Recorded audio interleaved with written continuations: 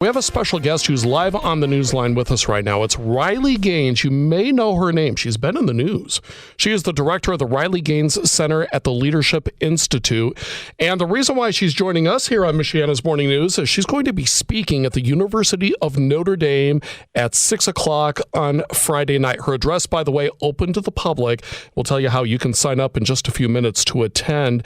And if you didn't know, Riley is a 12-time All-American swimmer, and her speaking tour aims to encourage college students to speak up for their rights to free speech, much as she has done after being stripped of the opportunity to fairly compete in sports. And therein lies her story. Good morning, Riley.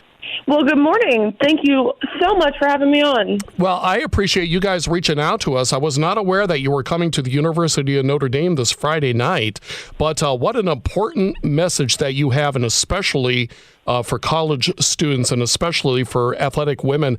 Where do we begin with your story? Why are you on this tour? Tell us all about it.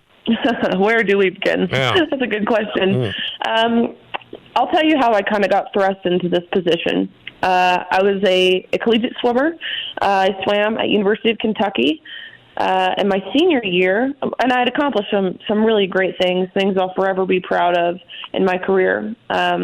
SEC, 5-time SEC champion, 12-time NCAA All-American, SEC Scholar Athlete of the Year, SEC Community Service Leader of the Year. Again, all things I'm very proud of, and I know only were possible because of the women's sporting category in Title IX, of course. But my senior year, at our national championships, the meet you work all year, really all your life for, we were unfairly matched against a man. Leah Thomas, who is formerly Will Thomas, who swam 3 years on the men's team at University of Pennsylvania before deciding to switch to the women's team. And of course, when he was competing with the men, he ranked 462nd at best nationally the year prior to then dominating against the women. So much so that he won national titles. In the event that Thomas and I raced in, we actually tied, meaning, we went the exact same time down to the 100th of a second. But despite tying, the NCAA told me that I wasn't able to take the trophy. It was crucial Leah had the trophy, and when I asked why, they said it was necessary when photos were being taken that the trophy was in Leah's hands. And so that's kind of the gist of when I felt it important and urgent, honestly, that I were to speak up, because no one else was around me. No coaches, no other swimmers, no athletic directors, no parents were saying anything. Of course, privately they were. Yeah. So I guess, since experiencing the injustice of allowing a man into our pools, not to mention our locker rooms, that's really how this whole thing started. Well, let's back up just a little bit. How did you find out that you would be competing against Leah Thomas, and did you know at the time Leah Thomas's background? I mean, how did that go down? And when you did find out, what was going through your head? I was, of course, I had a goal of winning a national title. My junior year, I'd placed 7th in the country, and I was proud of this, but I wanted to become the fastest woman in the country. And so I'm right on pace to do that. I'm ranked 3rd in the nation behind one girl who I knew very well, because like in most sports, your top-tier athletes know of each other. Trailing her by a few 100ths of a second. But the swimmer who was leading the nation was a swimmer I'd never heard of before. And it wasn't long after this we realized this name, Leah Thomas. The reason we hadn't heard of it is because Leah Thomas had never competed in the women's category before, because Leah Thomas is, in fact, a male.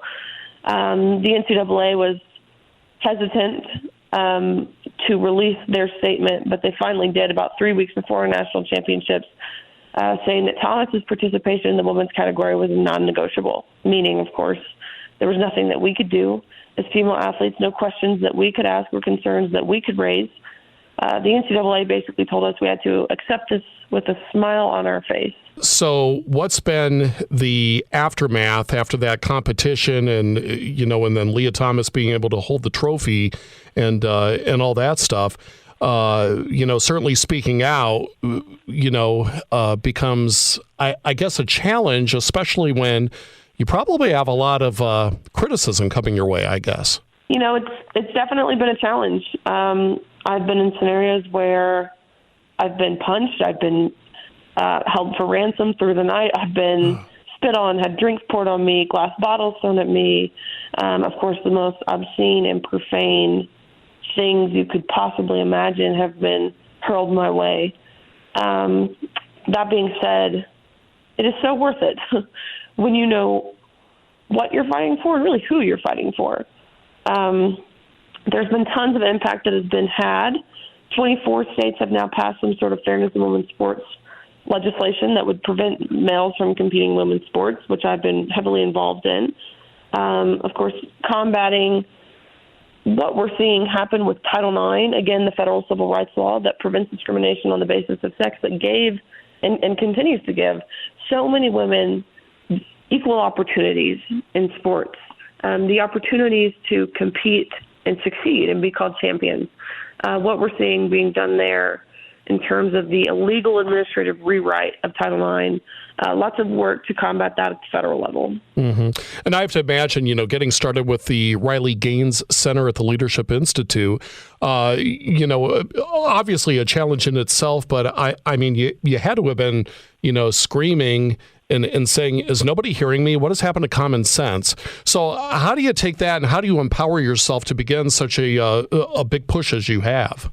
Like I said, just knowing who you're fighting for, right? Because I have a younger sister who's 15. She's an incredible gymnast. I think about her.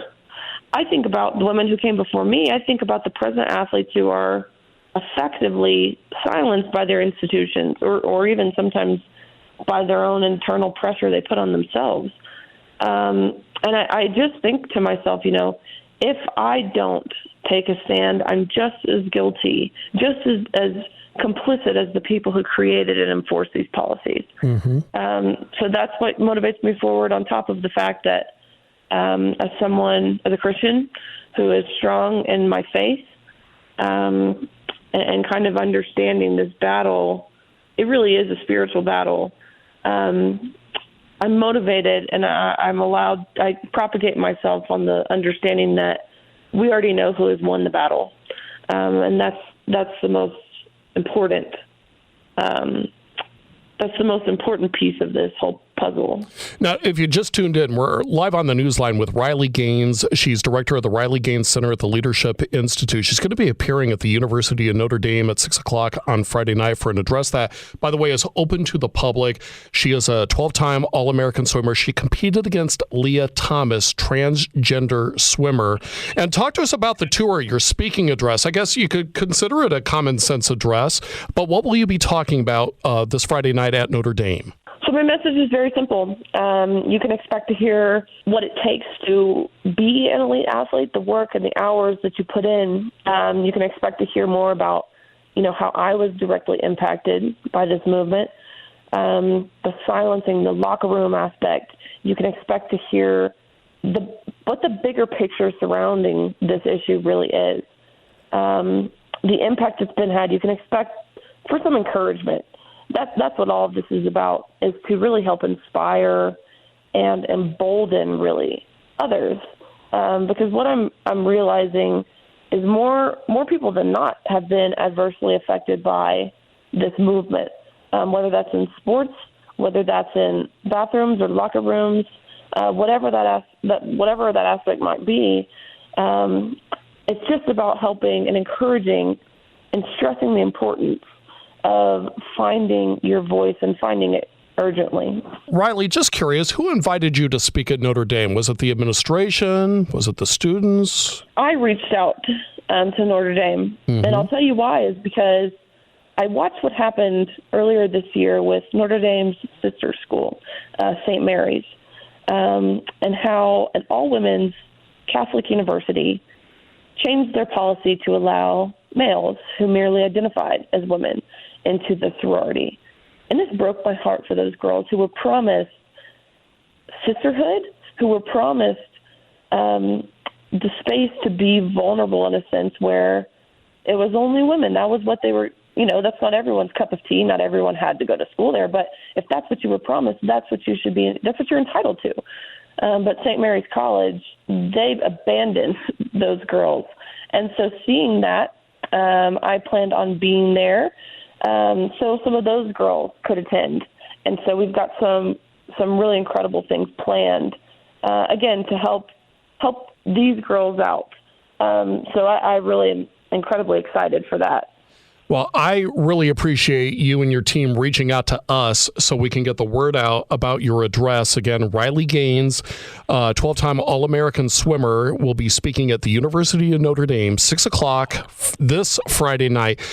This is free and open to the public. You do need to sign up, and we have the website here. It's RileyGainesCenter.org/events. RileyGainesCenter.org/events. We're going to post the interview. We're going to post the link where you can sign up at our website at 953mnc.com. Look for it right around the 9 o'clock hour. I'm here in the studio by myself, Riley, so it's going to take me a few minutes to get everything on the website. But I want to thank you so much for being with us here on Michiana's Morning News. Keep fighting the fight. Keep waging that battle against, good old-fashioned values and true common sense. And we appreciate you coming to Michiana to spread your word. Well, thank you. I'm so excited, and I will hopefully see you guys this week. All right. Thank you. Once again, Riley Gaines with us live on the Newsline. And again, I will post the information at our website, 953mnc.com. Look for it right around 9 o'clock this morning. Podcasts by Federated Media.